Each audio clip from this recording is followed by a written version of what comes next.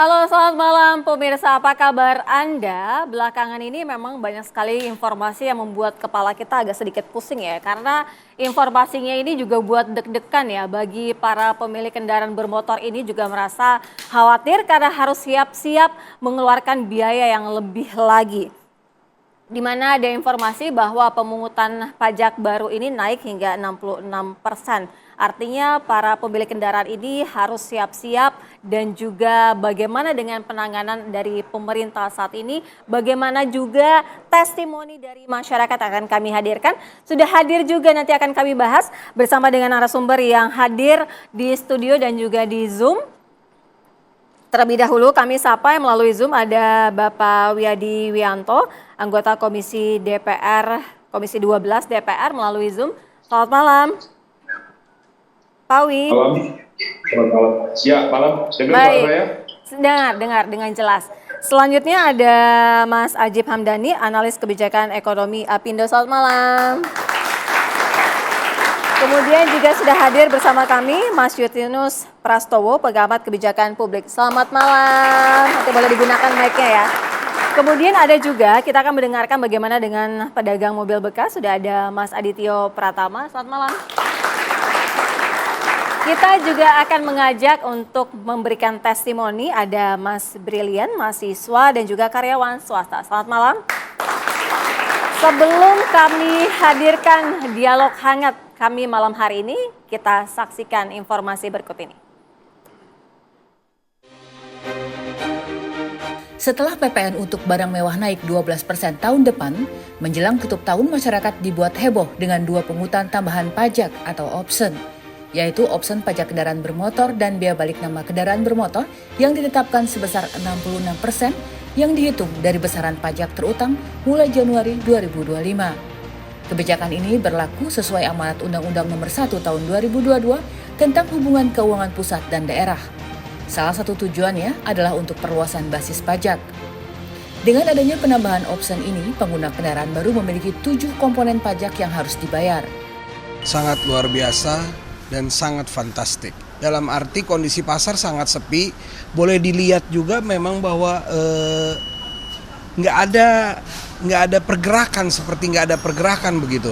Untuk menghadapi tahun 2025 dipaksa untuk menerima pajak opsen sebesar 66%. Kemana kita harus bertanya dan berbicara kemana? Pasar sangat-sangat sepi, hampir bisa dibilang seperti kayak mati suri. Ada kenaikan baik dari kendaraan atau bahan-bahan pokok, itu pasti akan berdampak ke yang lainnya gitu. Kebijakan ini dinilai memicu pro dan kontra karena akan menambah beban yang ditanggung masyarakat. Benarkah?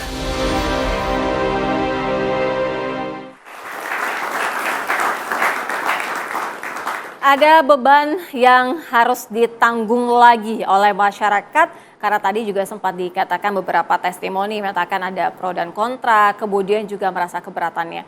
Kita langsung tanyakan saja kepada mahasiswa dan juga karyawan swasta, Mas Brilian. Mas Brilian mungkin bisa dijelaskan dan diceritakan sebenarnya saat ini kondisinya seperti apa dengan adanya biaya pemungutan pajak baru yang menjadi 66%. Baik, kalau menurut pandangan saya dan juga mahasiswa di kampus UI Salemba itu kita merasa terkaget-kaget ya karena adanya pertambahan pajak yang bertubi-tubi mulai dari PPN dan juga ini ada yang baru lagi di pajak STNK yang angkanya lumayan fantastis ya. Itu di angka 66%.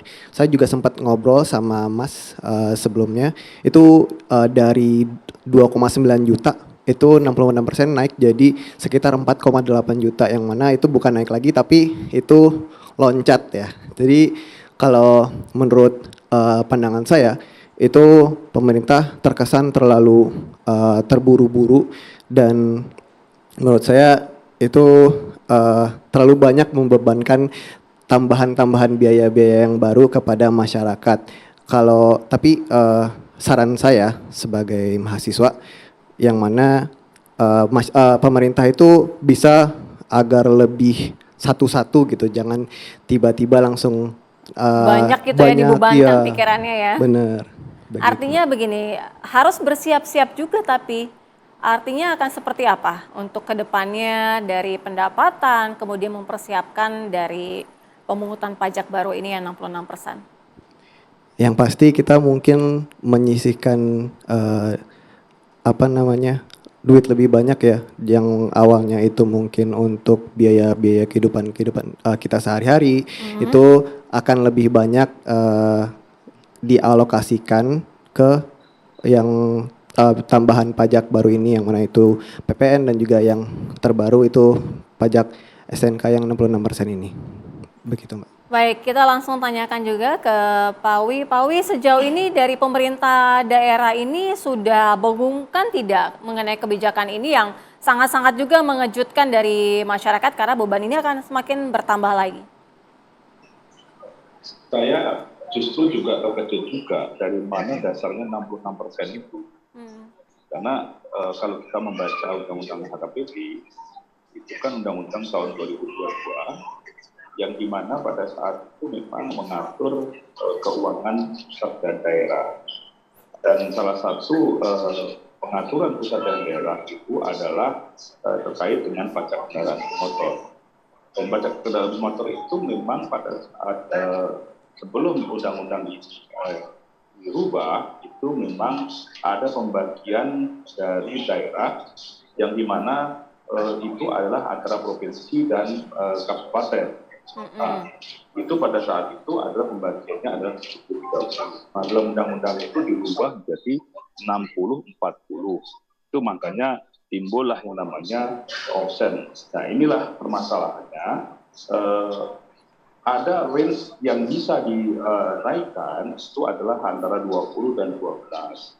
Itu untuk pembagian daripada itu. Nah, daerah-daerah itu kan banyak yang masih belum maksimal. Saya tidak tahu hitung-hitungannya 66% itu dari mana.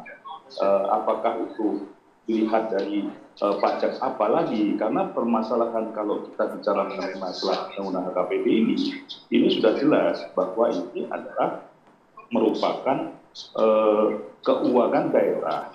Jadi ini tentunya akan diatur oleh Perda. Dan ini masing-masing daerah itu mempunyai kebijakan sendiri karena terkait dengan mengenai masalah PAD-nya mereka, tapi dengan range 12 sampai 24 itu. Nah, perlu kami sampaikan juga bahwa untuk DKI itu tidak ada, karena DKI itu tidak ada kabupatennya. Nah, ini saya kira ini misinformasi yang diberikan kepada masyarakat ini sampai sedemikian rupa sehingga muncul angka 66%. Dan 66% itu mana saja? Saya juga mendengarkan ini, saya juga bingung juga 66%-nya mana saja. Karena bagaimanapun juga kami ini sebagai wakil rakyat tentunya juga mesti membayar juga pajak kendaraan, gitu kan? Dan tentunya kami juga melihat bahwa kenaikan itu tentunya juga tidak hanya membebani rakyat, tapi kita semuanya juga dibebani oleh rakyat. Tapi kami melihat tidak pernah ada hal-hal yang kenaikan-kenaikan yang seakan-akan sangat fantastis itu. Jadi cobalah kita lihat bahwa ini semuanya adalah masing-masing dari kebijakan daripada daerah masing-masing, dan itu adalah ditentukan oleh Perdanya.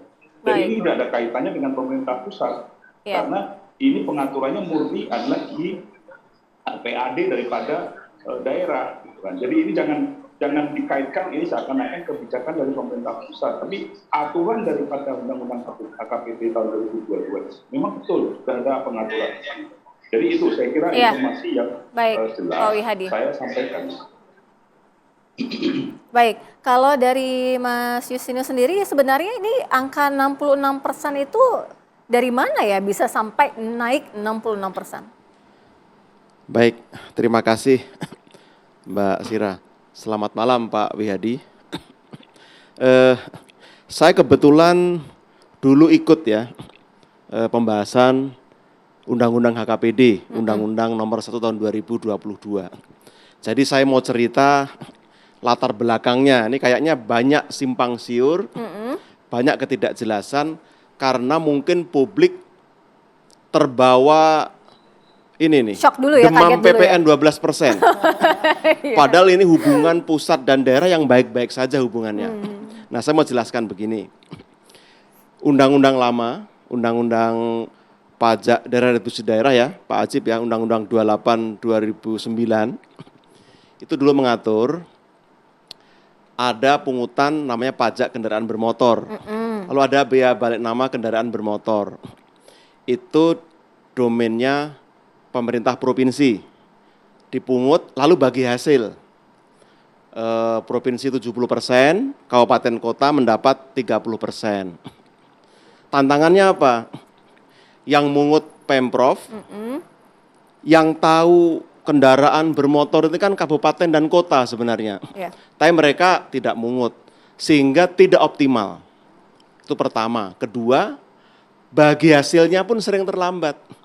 Karena Pemprov tutup buku dulu di akhir tahun, dihitung, baru dibagi hasil. Padahal belanja itu mestinya kabupaten kota yang memanfaatkan uang untuk melayani masyarakat, bukan di provinsi. Kalau uang diterima telat, layanan publiknya juga terlambat. Kan begitu.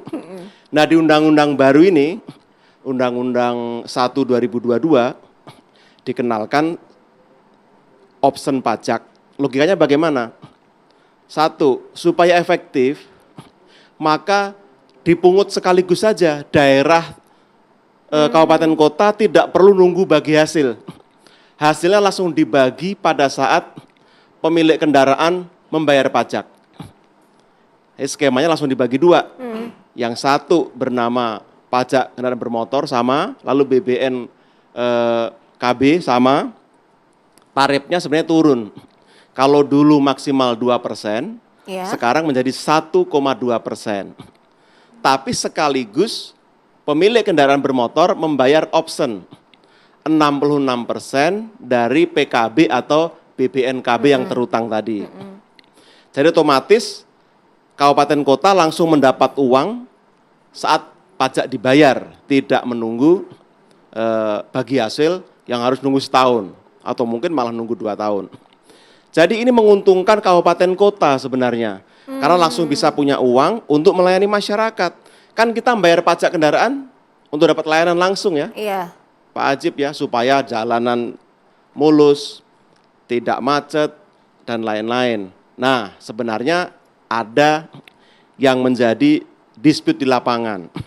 Karena seolah-olah ada tambah 66%, orang lalu bergejolak. Padahal tadi sebenarnya 66% itu porsi, itu kan, dikalikan pajaknya. Jadi tidak lalu 66% itu tambahan pajaknya lalu naik sekian banyak, tidak. Itu yang dibagi hasilkan langsung kabupaten kota. Nah, ada perbedaan sebenarnya. Kalau provinsi yang sebelumnya itu sudah menerapkan tarif pajak kendaraan maksimal, kayak Jakarta, dengan adanya option itu malah lebih rendah beban pemilik kendaraan. Mas Justinus, artinya realisasinya sebenarnya berapa? Biar menjadi clear gitu ya, menjadi jelas. Realisasinya apanya nih? Dalam, kan tadi kan bilang kalau misalnya 66% itu sebenarnya kan terbagi juga kan, bukan berarti juga 66% gitu. Nah artinya realisasinya akan seperti apa? Biar menjadi clear juga. Masyarakat tidak dibuat bingung, tidak dibuat shock juga gitu kan.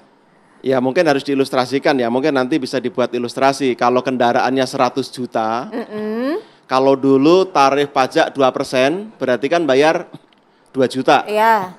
Itu dibagi 70-30. Kalau sekarang dengan 100 juta, pajaknya 1,2%. Berarti 1.200.000 kan?